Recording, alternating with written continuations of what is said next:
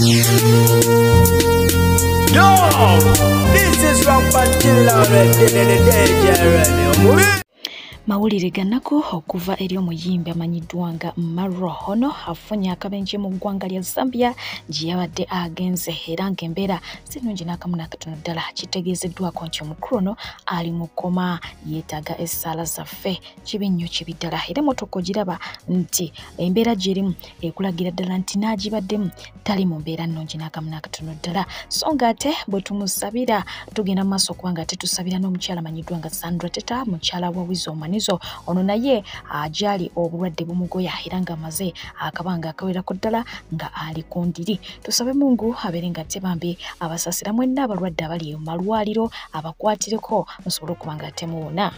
Ate ye omusumba eyakola akatambi akalimu ebigambo ebitaali biwo mu matu g'abamu bw'atyo era n'alabikirako mu katambi akolina ku regulo ng'alinga atwalibwa ku poliisi alabiseeko mu katambi akalala ng'ali obutaala era ng'ono olumubuuzizza ku by'okumukwata oba ebyokwatibwa poliisi agenze maaso okuba ng'ate ayogera ku abo ababadde emabega w'okukwatibwa kwe n'ategeeza nti kaakati bagende beetuge. Aba embadde nnoonya omusibe naye ndaba omusibe musumba abasumba b'abalokole baatugambye baakusibye ate ndaba oli bweru mbadde nze nkuleetedde kakomando nedda abasumba b'abalokole bagende beetuge ndi wano mbadde nzize kulya ku ssente ndi mu mirembe anti abazireeta bakyazireeta bannaaye bakyazireeta ate ndi mu ggulu lya kunsi. Oli mu ggulu lya kunsi lyoyogererako ddala sirina buzibu kale musumba bagambe beetuge abaye omusajja mumulabye. So ng'ate ye omusumba omulala avuddeyo bw'atyo n'agenda maaso okuba nga asabula abaami abataagala kulabirira baana ne babasuulira nga abakyala era ng'ebigambo bye bw'obiwulira wamma gwe binyuma okuwulira. Mwe bisajja mmwe bityo obuvunaanyizibwa mugule empale ezitasumulukuka nga zipu ziri wano mabega osumulula mabega bwoti n'ogenda ku kaabuyonjo temwetaaga zipu mu maaso. Buli bisajja ebitalabirira baana tugenda bitungisiza empale nga zipu z'emabega kubanga kambabuulire abakazi bamenyeka abakazi babonaabona n'abaana n'omubuuza gwe bbaawo yalagawa simanyi simuwuliza. Omukuumaddembe okuva mu ggye lya UPDF avuddeyo bw'atyo n'agenda maaso okuba nga alaga obutali bumativu bwafunye mu amanyiddwa nga Half London olwa vidiyo gy'agenda maaso okuba nga akola mu bakuumaddembe ng'agamba nti kino kye yakola. Saluti sa katonda wange ikibamba sana wapidulu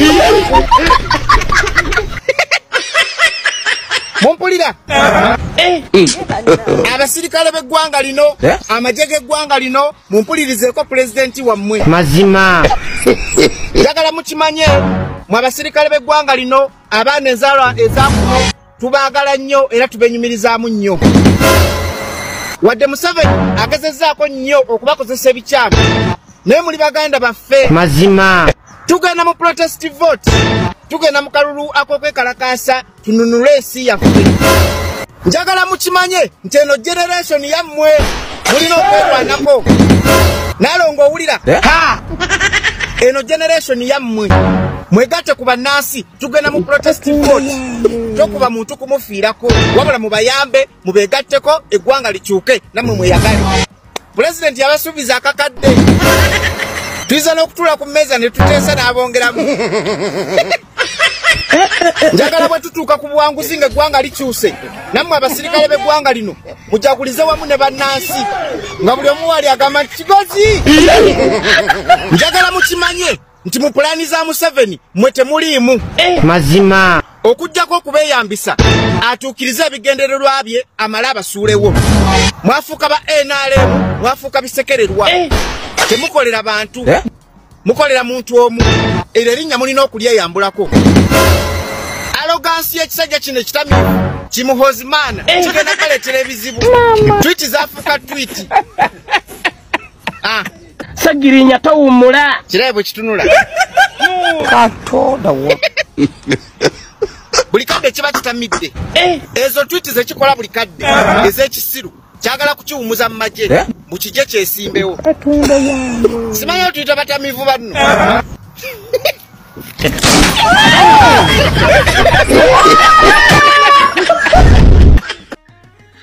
bannange video njitaddeyo nga atuzoleya video gyeri eyo wadde yatuyita majege atuli majega gwanga kitegeera ndi wayogera n'ogamba nti nze mukama wammwe okitegeera tuli majege gwanga kitegeera nti tukuwulirize bannange video yiyo mugirabe oyinza okulowooza ekyanyiiza nti just gwali muzannyo yiyo gyeri mugirabe naye nga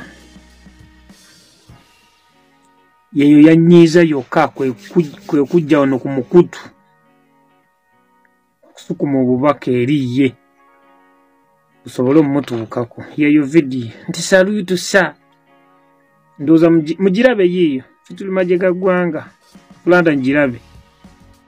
The King Asofa omukyala amanyiddwa nga Cinderella Baby avuddeyo bw'atyo n'atolera salute bonna abo abalina business mu kibuga mu ggwanga lyattu Uganda, mu kibuga Kampala, mu bibuga ebirala byonna okwetoolola eggwanga ng'agamba nti muli b'amaanyi nnyo nnyo ddala kubanga ye yatandise bridal oba okitegeera naye munnange bimufuukidde ebintu bw'atyo bageze maaso kubanga nti abagirako enkofiira.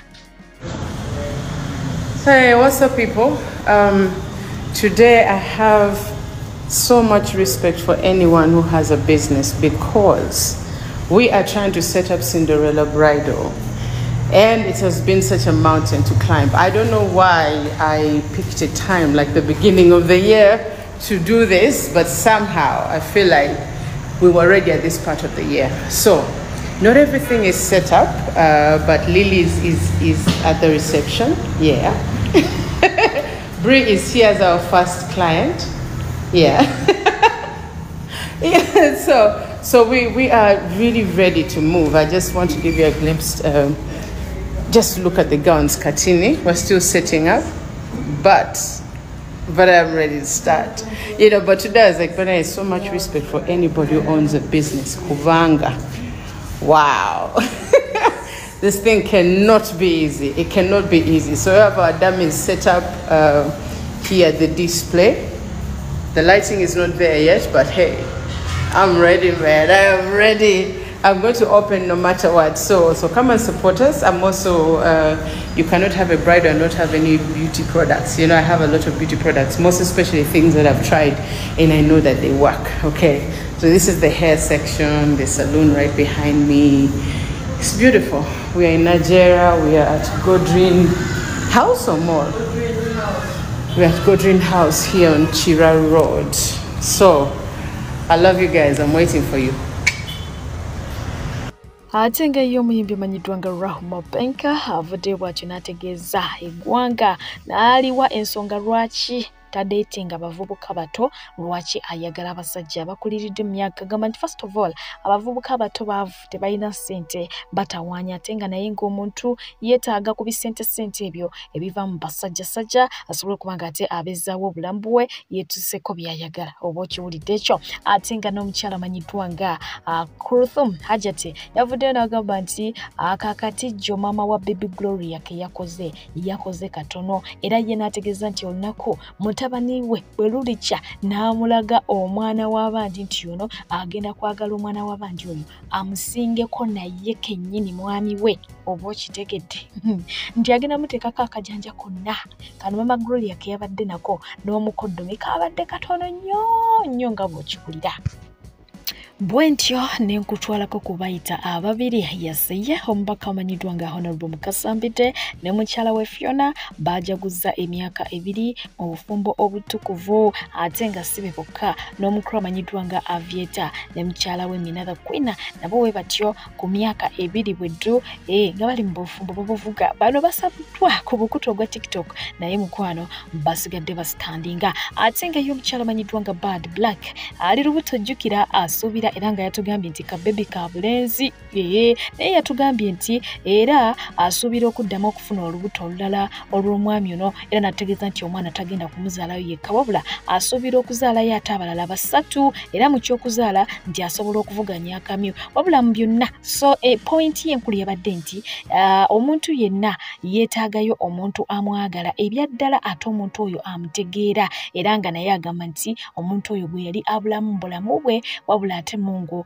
najja amuyamba n'amuzuula nga si mulala ye mwana mulenzi amanyiddwa ngani oyo sirimu dadi okitegedde bakulungudde emyaka gyabwe giweredde ddala kati 5 batambuza gwa 6 ate nga ne Zarieri twamulabye ajaguza emyaka 4 ate naye n'ayogera ku by'abaana naye nga mu mbeera eyo ye omukulu TikTok amanyiddwa nga Tata Chimbo wase musanyufu n'abaami abalwawo okuba bakyala baabwe empeta ne mubalinda okukaddiwa babeera banoonya kasente Tata Chimbo watabuse naga nti omwana anyuma okumukola emikolo egyo nga akyali mutototo bwati ng'ayaka nga ne bwaba wali wonna bamukoze ku ka-makeup kamutuulako butuuzi omukazi mukuba embaga nga akyalina olususu olukwatako makeup olina omulinda munyigidde emyaka 6 simanyi emyaka 7 kankwebaze kakuba embaga mukyali nkwebaze tuwangadde eyo tebeera mbaga awo kaba kasiki k'amaziika gammwe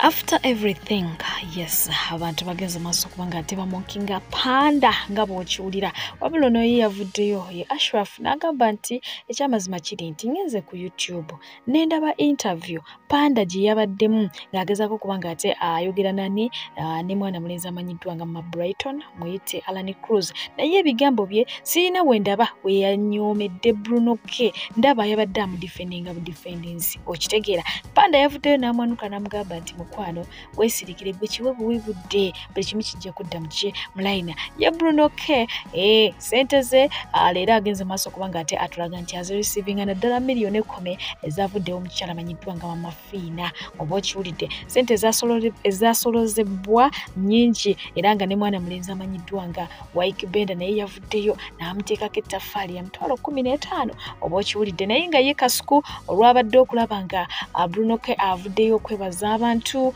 n'agamba nti bannange mwebale nnyo mwebalire ddala namenye rekodi okitegeera nti teri live ya TikTok yali ekikubyeko bwetyo mu ggwanga lyetu Uganda eyo yesookedde ddala okubeera ne likes miliyoni 2 ogatteko n'okuba ne views emitwalo 3 plus oba okitegeera so yagenze mu record omukulu ono amanyiddwa nga Kasuku n'amugamba nti mukwano kakati ke kaseero gye tukole ki ojje tujoge naye ng'ate naye teyakomyawo bambi yagenze maaso kubanga ate yesitula bukolokolo n'atulaga nti amuteekako ettaffaali ya mitwalo 5 nti kawefube waki wakugula mmotoka naye ng'ate ye mwana mulenzi amanyiddwa nga Kawata yavuddeyo n'atabukira Bruno K ng'agamba nti Bruno K noonya abagagga ababo mu bagagga bo badde olebeta ndabyemu abagagga abange jjukira nti Kabata omukuto gwa TikTok ye gufuulira ddala business era nga n'akatebe obutebe wali eri ku TikTok ye akakusasuza ssebo okagula ssente okubanga ate obeerako ku live ye kakati yatabusa agamba nti alaba abagagga abamu bawadde Bruno K ssente ekintu kyatayagadde abamu embeera eno bagirabye nga eyefutwa so ng'ate ye mwana mulenzi amanyiddwa nga Omar Kiseka ow'ebyobufuzi yavuddeyo n'agamba nti this is a diversion. Okay. Basebo ne banyabo njagala okwebaza Uncle Kuku akyedde emitwalo 5 ku simu webale nnyo ku motoka yaffe Uncle Kuku agambye a new car has to come this month. Tugenda kwanjibairinga emotoka ku Kasuku live empya so webale nnyo Uncle Kuku ayongereko emitwalo 5 amina afunye ku motoka yaffe. We are going to buy a brand new car okuva mu bond era olunaba okutuuka tulina ogiyiwako bereya tugi premieringe live and direct. So kati esawa yonna. You see, I always tell people some things and they don't listen. I told the people Bruno K wa man about never touch the gear. I na #1 TikTok channel in Uganda. What are 15 million 25 no to 27 million likes. Yes. Ne awade bako live nga bali bameka 33,000. Kati aina #1 TikTok, aina most streamed show, ate aina the biggest song in the land. Kati, you see? Uncle Kuku atade tafali dene kumuloka ya fembya. Kati wano olugero lw'Abaganda lwe bagambye nti Abaganda bagezi abaga nti akugoba yakuwa ekkubo. Is here. Chovola bebyo live ebyo nze nabikubanga. Bilive obireka ne bikula olowooza bali mu vibe zaabwe bitandinga political. Kati kilive kya champanya ekibaddewo wakati wa Bruno K ne Crystal Panda sawa zino tebikyali nga we mubiraba. Kati bigenda fuuka kibozi kya Ajati ne Aji mukijjukira. Museveni jjukira anoonya ngeri gya divertinga mu bannayuganda kubazza mu bya kisiru. Yagezaako okukozesa amaanyi okujja naffe beyanako wano ku internet okugiwamba nekimulemerera. Kati kiki kyakola? Asponsoringa bantu bakola ki? Babuzaabuza bantu. Era nalabye ki live kya Bruno K nga kiriko ba mama Fina bali awo bateekayo sente. Okitegera ne bibloga byenaalemu. Bonna balina engeri gye batiiminze. Kati gwe munnankyukakyuka ebyo bokyabigendako. Ebyo bokyabiddamu. Jjukira omwaka guno gwonna baanoonya diversion n'ebula. Ne bakuleetawo mbu simanyi Palasa alwanaganye n'Alien Sikini ne tukikuba ne kibulira mu nnaku 3 nnaku 4. Kati ssaawa zino Museveni abadde anoonyayo kiki ekiyinza okukwata emitwe gyammwe. Kati agenda bavugiro. Bruno akoze live, Crystal Panda akoze live. Crystal Panda ayogedde kino, Bruno ayogedde kino. Bakuvugiro. Ekyo nkikubuulira. Bakujja kubigenda mu maaso mu ggwanga ng'ate tuli mu biseera bya kwenunula. Ekyo nkikubuulira. Gwe nga munnayuganda ebibuuzo ebimu tubirekera ab'NRM babibeeremu. Tubirekera ab'NRM lwaki? Nti ab'NRM Museveni ayagala abalidde ssente y'omuwi w'omusolo bakwatagane ne bano abe bajjako emisolo ng'ate tebalina kye bagifunamu. Ayagala abanyigiriza bakwatagane n'abanyigirizibwa. Osegedde kati ekyo ye Museveni kyayagala tubanyigiriza nti naye tusigale nga tuli ffenna. Tubanyigiriza nti naye tusigale nga tunyumya ffenna. Tubanyigiriza nti naye tusigale nga biringa ebiri nnomo. Oba tubatta, oba tubatulugunya, oba tubabba, oba tubakola kiki, musigale nga twassociatinga nammwe. Ayagala kumenyawo olutindo luli. Ateekewo ekitugatta then bannayuganda bagende mu kubula. Osegedde ate ekyo twali twakimumma ebbanga lyonna ate tukati ssaawa zino tuli mu kaseera akakavanyuma oba essaawa ey'oluvannyuma ate tuddemu ebyo ebiboozi simanyi baatuteekamu ekiboozi kya Ajati ne Aji ne bakituvugisaako emyezi ena. Kati kino ekiboozi kino Bruno K Crystal Panda bayinza okukivugirako emyezi. Osegedde time munnayuganda gye twetaaga okumubuulira nti omanyi munnayuganda nti kino kyekyokukola nga munnayuganda ali eri mu bya kisiru. Ekyo bakikoledde ebbanga lyonna era balaba ekiboozi emboozi esooka kuba liyo bisooka kuba bya ddala naye gye bigenda bivugira nga siteeti ebiyingiramu era nalabye bamama Fina nga bali kuli ku bulayivu Bafalida simanyi Falida Nakazibwe bonna bali kuli bajjudde ne bibloga byenaalemu. Osegedde kati gwe munnankyukakyuka oba okyayagalawo ki?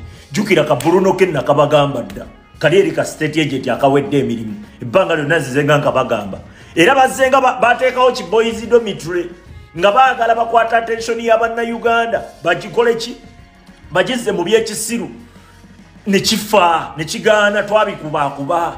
Kati ssaawa zino bakutaddemu ekiboozi gw'olaba ng'ekiri Rio kituufu kisooka ne kiba Rio paka state w'ekibaka state w'emalo kibaka n'ekitaaninga political. Ebyo biri political ssaawa zino mu byesonyiwe bannankyukakyuka.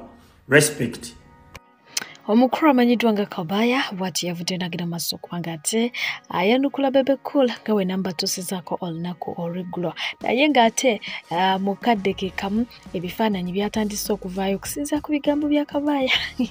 Waliwo ekifaananyi ekyavuddeyo nga Babi Nani ne Zuwena bali mu dduuka erimu edda ery'engoye ate ng'oli yalumirizza nti Babi yaguliranga Zuwena ki engoye mbu ebiseera bye yali anobeddemu naye nga ye Bebe Cool olutalo yalusobodde kuki ku bbeeyi rayisi waliwo mukulu awo erinnya ndyerabidde yageze maaso kubanga amugamba nti naye bebe kulu gw'ogamba nti olina amaanyi agalagira TV zonna ne radio zonna okuba ennyimba z'oba olagidde mu ggwanga lya Uganda lwaki tewabalagira bakubesa kamuferensi wo tusobola n'okuleeta driver wo wano ne tumubuuza oba oluyimba alumanyi naye nga talina kyalumanyiko. Anyways bangi bagenze maaso kubanga ate bakola ki bamwambalira ngera kubanga ate mbatuusako mwana muwala amanyiddwa nga Lowirite ku nsonga eno omanyi oyo naye yakutte edda faya ku mukutu ogwa TikTok ate nga mukaddeke kamu ngenda batuusako muzeeyi yakwatiddwa ng'onono abadde atera okupaakinga awo ku hamu n'agenda maaso kubanga ate yeefunira kasente bw'atyo ng'afeekinga ekiwundu ng'agamba abantu nti ayina kansa oba muyite kokolo naye ng'ate abadde akozesanga nnyama nvundu gy'akozesa ku mugulu gwe n'alaga eggwanga nti muki mulwadde. Kaakati ekibuzo kiri nti muzeeyi ono ayina omusango oba muzeeyi talina musango kubanga tulinayo jjukira n'ababbi abeera mu kibuga ate n'emirimu nagyo tegitera kulabika. Kati bw'aba akoze kino ayina omusango oba talina musango. Ate awongera kubanga nkutuusako maama eyakwatiddwa nga bbe mmwanyi n'emmwanyi ze baamukutte nazo ng'abadde kabaketi kati niwe kati buna abangi obwannome batera okuba nga ate bakola mu ssusu ekiro akati ke baamukutte nako oyo naye ngenda kuba nga ate mubatuusaako olabe embeera wagyetwala abantu singa oba weegendereza vidiyo zentera okutuusaako ennaku zino be bakwatira mu bubbi abbye ettooke abbye emmwanyi abbye akabuzi bw'obeetegereza bali mu myaka gy'abakadde baffe. Ekibuuzo kiri nti kiki ekibasindiikiriza okutuuka kweno point? Mbadde peje bulambalamba ngenda kukujjukiza nti gwe eyeetaze entambula eya airport ng'okuva ku airport n'okugendayo jangu mukwano beere nga te ompagirako mu bwetoowaze obw'ekitalo ddala awo ennyini wengenda okuba nga te mbateera sijja kuba nga nsukkawo mubeere bulungi ate kuumira mpeera sigale ng'abanjagalidde mweraba. Abalungi abatuwuliriza era abatulaba olunaku olwaleero tukyaddeko ewa Sheikh Ashraf Dembe. Sebo nsanyusa okubalaba. Amannya agange ye Sheikh Ashraf Dembe akola ku bizibu by'enjawulo. Omuntu singa aba alina ebirwadde musomereddwa tunywa amazzi ga lukuya nga bw'obadde ogalaba tugenda abantu ku kyoto ne twokya emizimu emibi egibabaamu n'okulomba edduwa. Abantu singa abeera ng'ali wano atuuse sobola okumulombera edduwa ne waba atatuuse nga mpadde amannya ge naye ng'ali wala neetaase enamba yange yeeno eri 0707763711. Nammwe bannyinaffe abali ebweru oyagala okuba nti oyagala okulombera ku dduwa ng'olina ebizibu viza zibuze amaka gakolongotana sente zikola zimpita mu ngalo ojja kumpeereza ekifaananyi kyo n'amannya go ebyo byokka bijja kummala nja kukulombera edduwa ojja kutereera. Olunaku olusembayo mu mwezi mba n'edduwa eyawamu ffenna n'abalwadde bange abakadde n'abapya. Salaamu alaikum warahmatullahi wabarakatuh. Otambudde obwoya ne bukuggwa ne kuntumbwe ng'onoonya mirimu ofereddwa abafere bangi toddamu kumagamumaga kankwanjulira Molden International Labour Consultants be bakugu abaakakasibwa okutwala bannayuganda emitala w'amayanja mu nsi nga Qatar, Saudi Arabia, Jordan, Kuwait, UAE, Bahrain era nga bano bakutuusaako emirimu omuli security, waiters and waitresses, maids, cleaners wamu ne baristas. Basange wali eri ennamuŋŋoona oba bakubire ku nnamba zaabwe ez'essimu 074438821 oba 0772830026 oba 0787952329 be bokka abagenda okusangula ennaku ku mutima gwo. Be ba Molden, shipping life into a unified destiny. Agenda n'agisiwa kugulu nyama ya nte roza wavundwe nyama ya nte ndakapendalawa nyama ya nte ntaba kimufere muonge nka omulaba muonge yakugamba nate nobuli kwa mweka gwe asibawo nyama ye asibawo nyama ya nte nyama ya ayya asibirawo nyama nali matulwadde nange bane mwegendereza wafere awafere bashobora kola lero ashite bakora kibatulabisa mongo ndwatu omusajja omukulola era n'abalemu ya rabbi allah kusasi banaye mulabe okugulu mukulwadire okitegeera amujagama n'abalema akasenge kaffe banaye mulabe lugenda kata lero wekiranga video eyo kapa yetuufera asibawo nyama yokulooza nti nyama yante kama muonde simulwadde nyama yante okoza koza kansa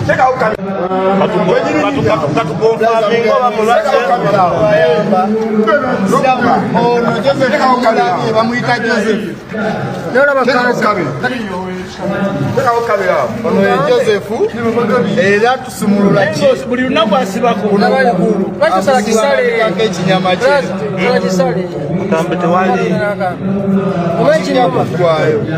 ogenda kudoowa singa kansa katamumoyo bwayagala oyo omusajja yefula ngokwalwala kansa atekako nyama yante bannaye nyama yante kyonayagala kyonna ogenda paka ku poliisi naye olaba webale nnyo ngerayo ku poliisi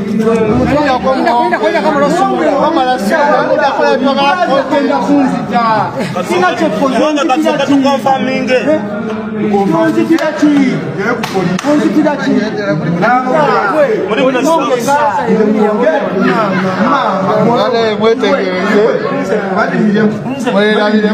lwaki okutuuka ku miremu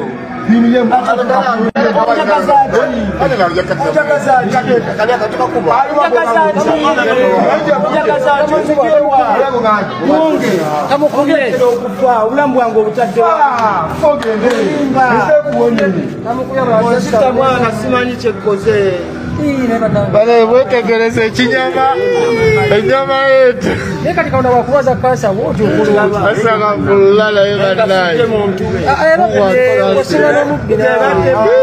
abenyama omusajja gyasibye kugulu yala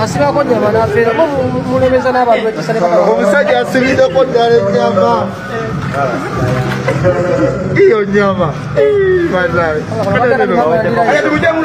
sola kuggwako muwongeeta bannange plaza tolina kyogenda kukola onyongera bulabeayinza mukwatako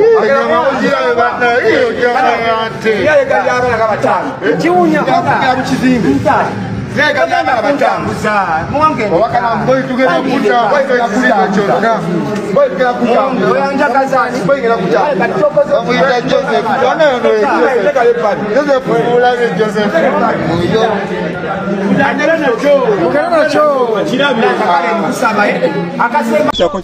oliko botya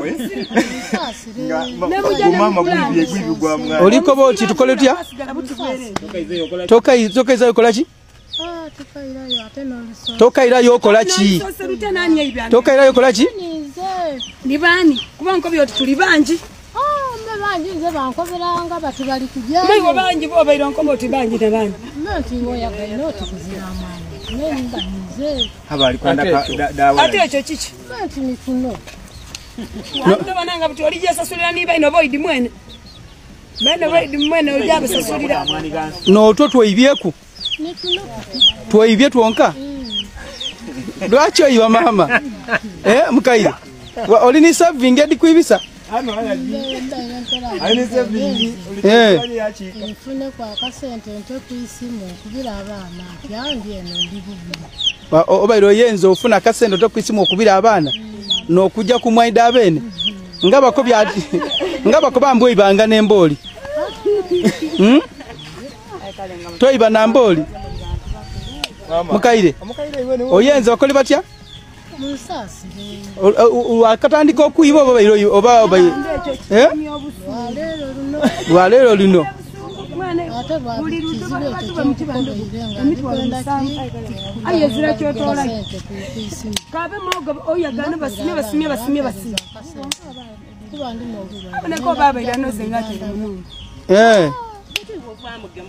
kati ono akwagaina atya Nanka tuka katika kamwani. Ngolu kamwani ko akako oba akono. Oba akwa gene ngokuno ga kamwani kono. Olukwa gene yakobatya.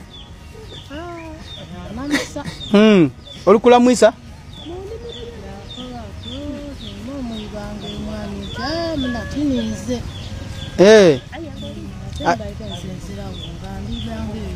Kati obaire okobya oti bakusonige?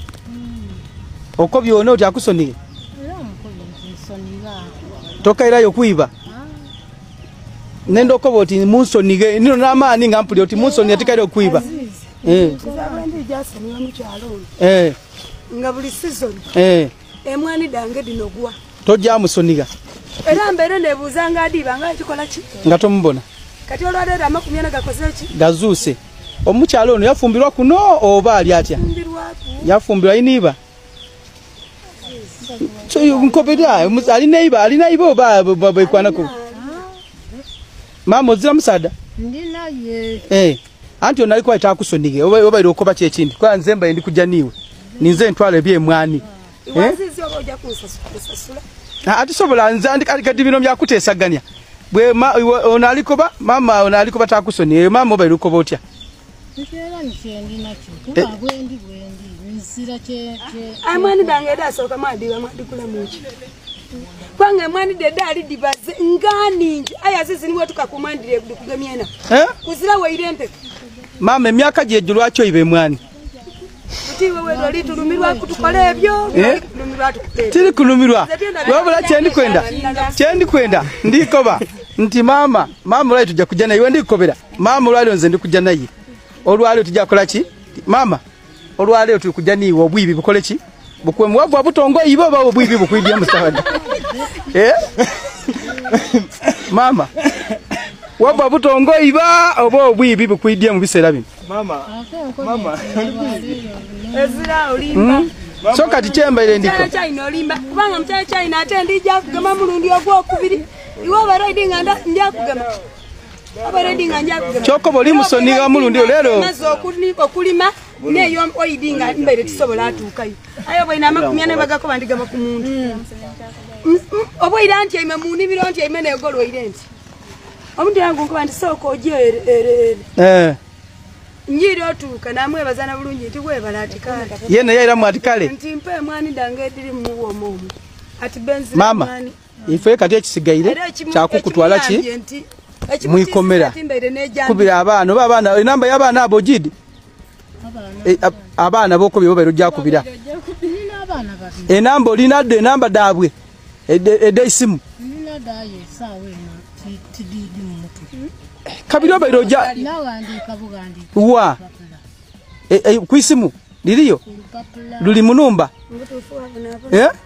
osobola okujjayo twafuna enamba eyo y'abaana baleta akapapula ako twakubira batabani bo abakwagana mayuge ku central anti abagala nabo bona babaana oli nabo jayo tukwenda ojo ita akapapula tufune enamba osobola okujjayo twafuna akapapula ke namba mchala China kale ekyo tikizibu oli mwibi Bebe Cool yavuddeyo n'agamba Uganda esinga Bulaaya. Wamanze Bebe Cool nzaba kubuuza ebibuuzo byange bitono nnyo. Lwaki walinga ofanga nnyo omukyala wo okuzaalira mu nsi ez'Ebulaaya? Mostly European countries. Nga mukyala wo olubanga anaatera waati okusumulukuka ng'omulinnyisaawo ennyonyi either UK, USA oba Canada. Ng'ofa nnyo omwana wafuna obutuuze bw'ensi endala naye nga tulina mulago tulina simaa oba kibuli oba baliyita kibuli tulina amalwaliro mangi Uganda esinga Bulaaya tulina ttiimu y'omupiira wano mu Uganda lwaki mutabani wo omupiira tasambira Uganda lwaki omutwala mu nsi zaabweru ate n'oyagala nnyo omupuushinga ennyo abeere nga bamuwandiisa mu Arsenal. I think oba bamuwandiisa n'omuwandiisa nti kati agenda kuzanyira mu bajjuniya ba Arsenal. nga Uganda esinga Bulaya. You're trying to teach us how to be patriotic, but you're doing quite the opposite. Omukyala waba agenda okuzaala azaalira mu nsi za bweru, ekyo kimu. Mutabani wo musambi wa mupiira, tubeetaaga, twagala okulakulanya ensi yaffe, twagala okubeera nga twongeramu amaanyi mu Uganda Cranes. Lwaki mutabani wo tazannyira Uganda Cranes? Era ki ekyamutwala mu nsi endala ng'asobola ozannyira wano eno ne yeekolera erinnya mu Uganda?